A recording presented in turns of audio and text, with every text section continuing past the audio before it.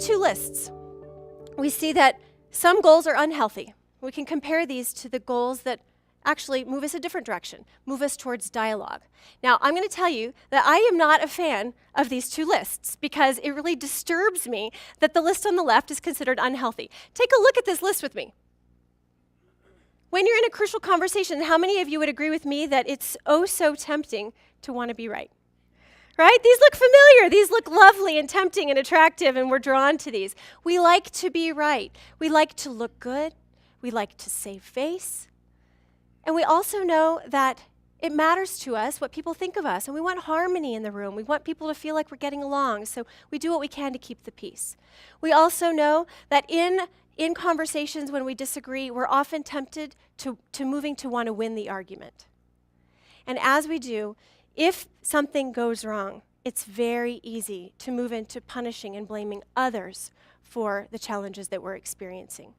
So as we're facing all of these challenges, knowing that at times too we're struggling with trying to avoid conflict at all costs, we see then this puts us in a position where we're less healthy and capable of moving into effective, crucial conversations. Why? I would say that if you look at this list, for many of us, this is something we've been taught our whole lives makes sense. Keep the peace. What's wrong with that?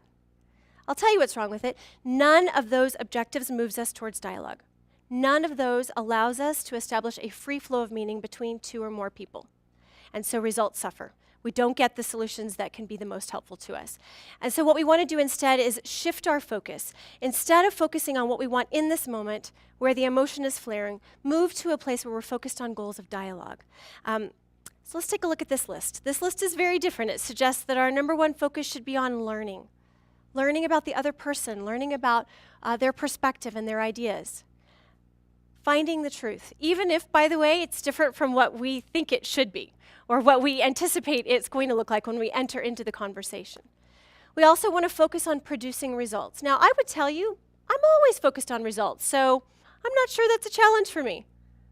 But how many times in a conversation have we settled for the kind of results that look like this?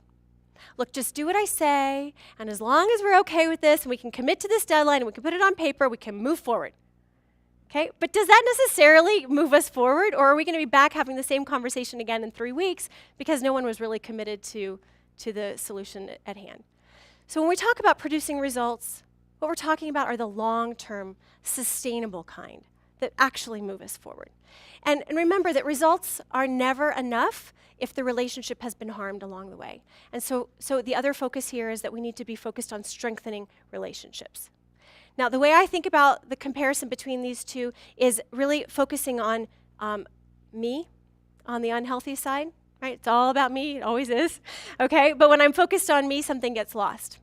So move from a me focus to a we focus. And as we look at goals of dialogue, it lets us focus not just on me, but also on the needs of the other person, on the needs of the relationship, moves us out of the short-term focus and into the long-term focus.